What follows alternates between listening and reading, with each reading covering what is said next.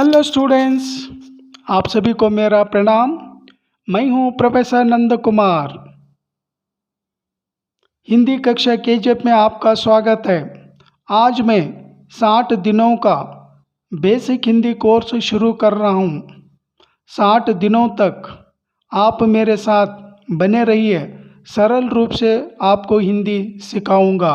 शुद्ध हिंदी, अच्छी हिंदी सिखाऊंगा। ಪ್ರಿಯ ವೀಕ್ಷಕರೇ, ಪ್ರಿಯ ವಿದ್ಯಾರ್ಥಿಗಳೇ, 60 ದಿನಗಳ ಬೇಸಿಕ್ ಹಿಂದಿ ಕೋರ್ಸ್ ಶುರು ಮಾಡ್ತಾ ಇದ್ದೇನೆ. 60 ದಿನಗಳವರೆಗೆ ನನ್ನ ಜೊತೆಗೆ ತಾವು ಕೈ ಜೋಡಿಸಬೇಕು. ತಮಗೆ ಸರಳ ರೂಪದಲ್ಲಿ ಹಿಂದಿ ಕಲಿಸಿ ಕೊಡುವ ಕಾರ್ಯವನ್ನು ನಿರಂತರವಾಗಿ ಮಾಡುತ್ತೇನೆ. 60 ದಿನಗಳ ಒಳಗೆ ತಾವು ಹಿಂದಿ ಕಲಿಯಬಹುದು. ಕನ್ನಡದಲ್ಲಿ ಕೂಡ ಎಕ್ಸ್ಪ್ಲೇನ್ ಮಾಡುತ್ತೇನೆ. ಕನ್ನಡದಲ್ಲೂ ಕೂಡ ತಮಗೆ ವಿವರಣೆ ಕೊಡ್ತಾ ಹೋಗುತ್ತೇನೆ. 60 ದಿನಗಳವರೆಗೆ ತಾವು ಶ್ರದ್ಧೆಯಿಂದ ಹಿಂದಿ ಕಲಿಯಲು ಪ್ರಯತ್ನ ಮಾಡಿದರೆ ತಮಗೂ ಕೂಡ ಒಳ್ಳೆಯ ಹಿಂದಿ ಬರುತ್ತದೆ. ತಾವು ಕೂಡ ಮಾತಾಡ್ಬೋದು, ತಾವು ಕೂಡ ಬರೀಬಹುದು, ತಾವು ಕೂಡ ಇನ್ನೊಬ್ಬರ ಜೊತೆ ಸಂವಾದ ಕೂಡ ಮಾಡಬಹುದು. ಯಾರಿಗೆ ಚೆನ್ನಾಗಿ ಕನ್ನಡ ಬರುತ್ತೆ ಅಂಥ ವಿದ್ಯಾರ್ಥಿಗಳಿಗೆ, ಅಂಥ ವೀಕ್ಷಕರಿಗೆ ಹಿಂದಿ ಕಲಿಯಲು ತುಂಬ ಅನುಕೂಲ ಆಗುತ್ತೆ. ಅಂಥವರು ಬೇಗನೆ ಹಿಂದಿ ಕಲಿಬಹುದು. सो 60 दिनों का जो बेसिक कोर्स है, उस कोर्स को आज शुरू कर रहा हूँ. पहला दिन है कोर्स का. पहला दिन यानी शुरुआत का दिन.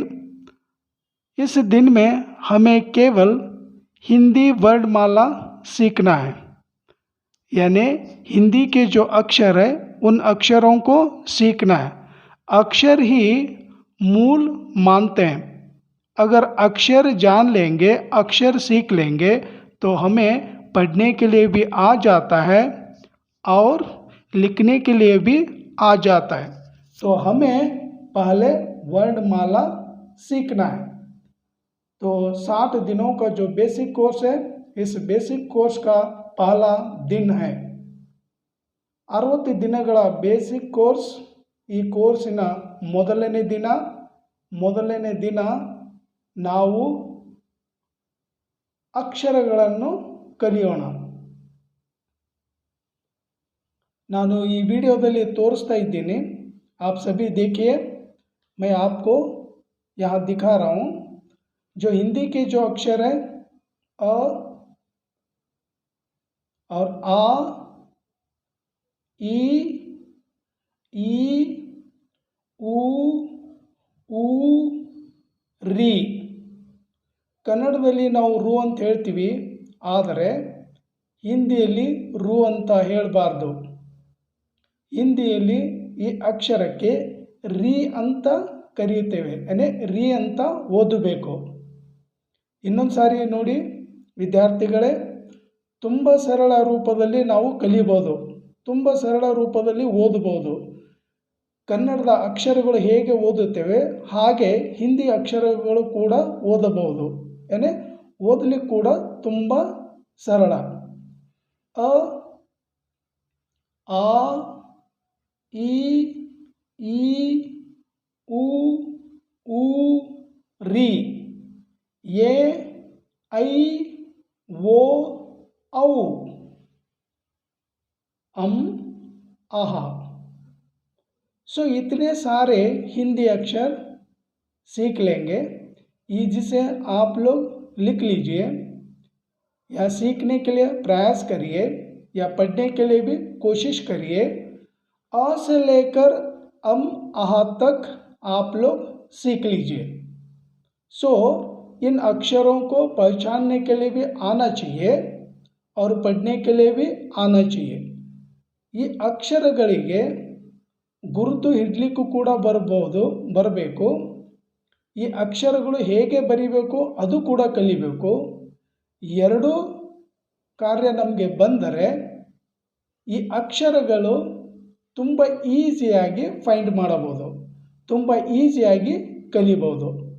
सो अ से लेकर अम्मह तक इन अक्षरों को सीख लेना चाहिए. नेक्स्ट आगे बढ़ूंगा. इन अक्षरों का जो मात्राएं हैं या ಹಿಂದಿಯಲ್ಲಿ ನಾವು ಹೇಳ್ತೀವಿ ಈ ಅಕ್ಷರಗಳ ಮಾತ್ರೆಗಳು यानी अ का जो मात्रा है, अ अक्षर का जो मात्रा यहाँ पर कुछ भी नहीं है. हिंदी में 11 मात्राएं होती है. सो आ का ये मात्रा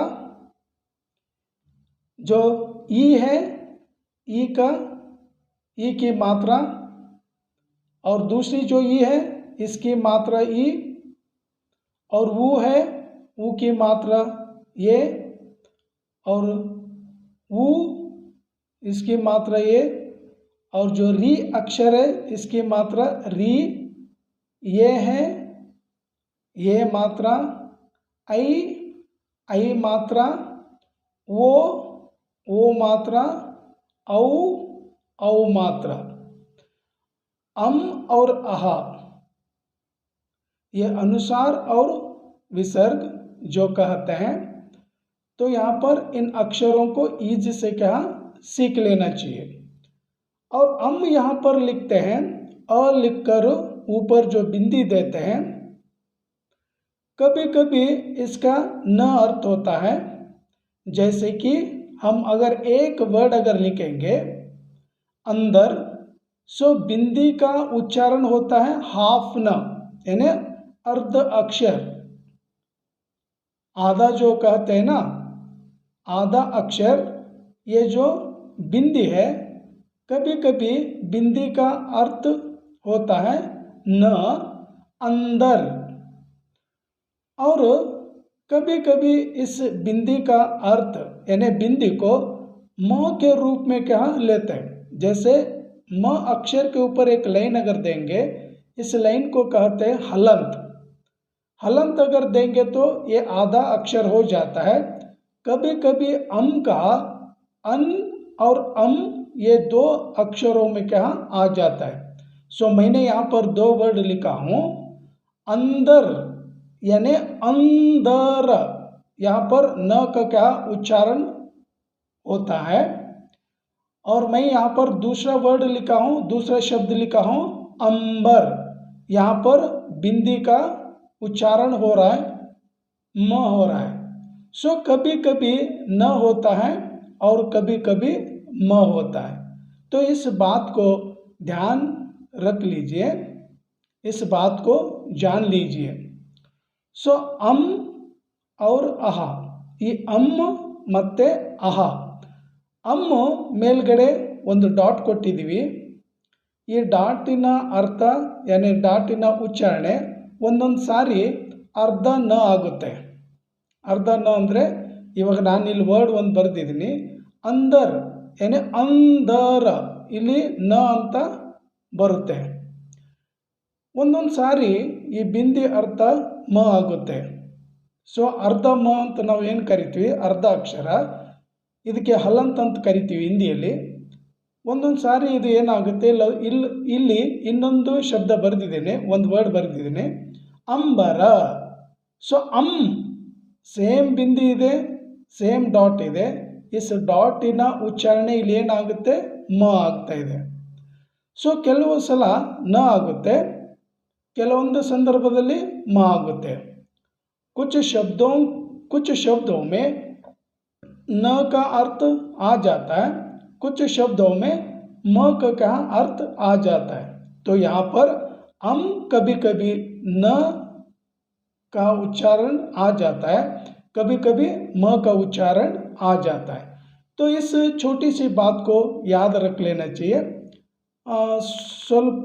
ಕೆಲವು ಸಂದರ್ಭದಲ್ಲಿ ನ ಅಂತ ಬರುತ್ತೆ, ಕೆಲವು ಸಂದರ್ಭದಲ್ಲಿ ಮ ಅಂತ ಬರುತ್ತೆ.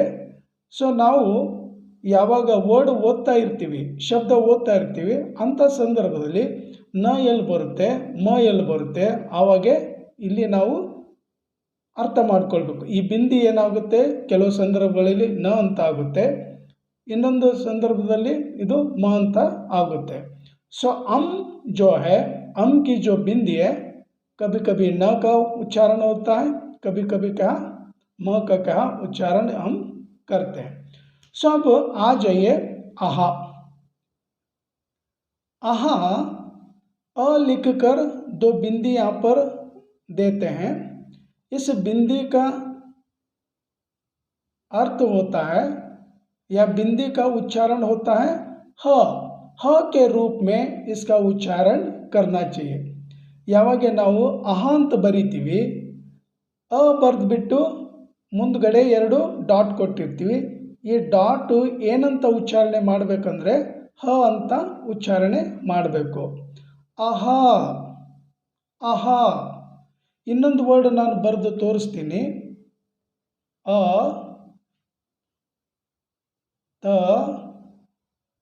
ಆಮೇಲೆ ಹ, ಅತಃ.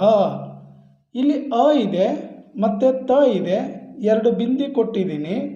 ಈ 2 ಬಿಂದಿಗಳ ಉಚ್ಚಾರಣೆ ನಾವು ಏನು ಮಾಡಬೇಕು, ಏನಂತ ಓದಬೇಕು ಅಂದರೆ ಅತಃ. ಅತ ಅಂತ ಓದಬಾರ್ದು, ಅತ. अतः अष्टे अल्ला, अतः. अतः मीन्स यहाँ पर इसका उच्चारण होता है, इसका अर्थ ये निकलता है ह. ह लेकर ह के रूप में क्या उसे पढ़ना चाहिए, अम और आहा. सो यहाँ पर इस तरह से हम लोग जो छोटी छोटी बातें होती है उन बातों को भी गौर से क्या सीखना चाहिए. तो स्टेप बाय स्टेप अगर हम सीखते चले जाएंगे तो अच्छी हिंदी आप लोग सीखेंगे या शुद्ध हिंदी हम लोग सीखेंगे. क्योंकि दूसरे लोगों के साथ अगर तुलना करेंगे, कंपेयर अगर करेंगे, तो हमारे राज्य में रहने वाले अधिकतर लोगों को, अधिकतर छात्रों को अच्छी हिंदी नहीं आती है.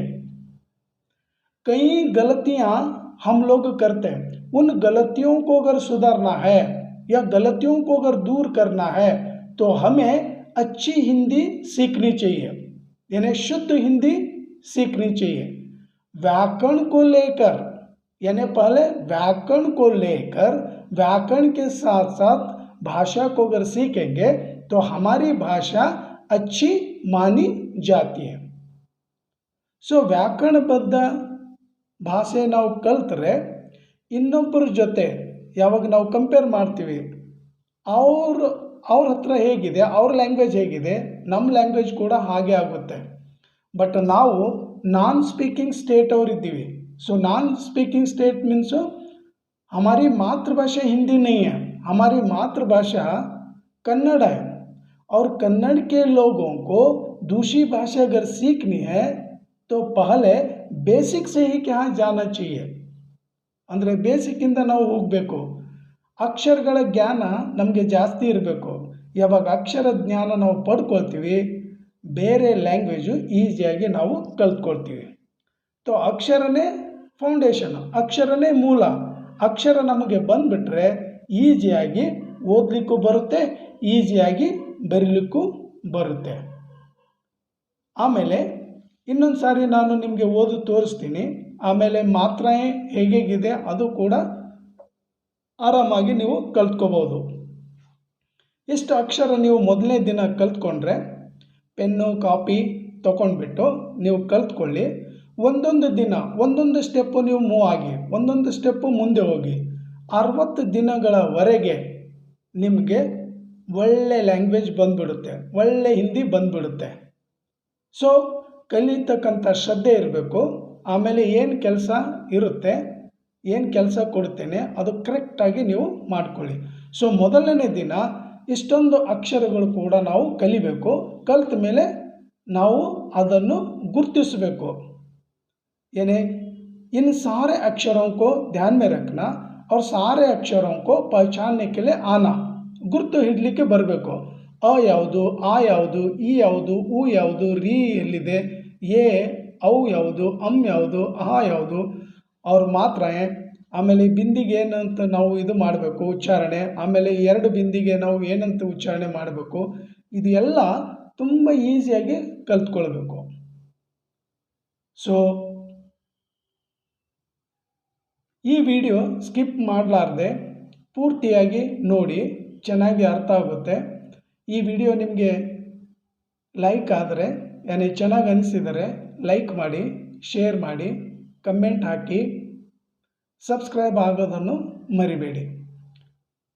ये वीडियो अगर आपको अच्छा लगा तो लाइक करिए, शेयर करिए, कमेंट करिए, सब्सक्राइब करना ना भूलिए। ಧನ್ಯವಾದ ಸ್ಟೂಡೆಂಟ್ಸ್, ಇಲ್ಲಿಗೆ ಈ ವಿಡಿಯೋ ಮುಗಿಸುತ್ತೇನೆ। ನೆಕ್ಸ್ಟ್ 2ನೇ ದಿನ ಡೇ 2ಗೆ ಬಂದುಬಿಡ್ತೀನಿ। ತಾವು ಕೂಡ ಕಾಯ್ತಾ ಇರಿ, ಬೇಗನೆ ನಾನು ಬರ್ತೀನಿ। ಥ್ಯಾಂಕ್ ಯು, ಧನ್ಯವಾದ।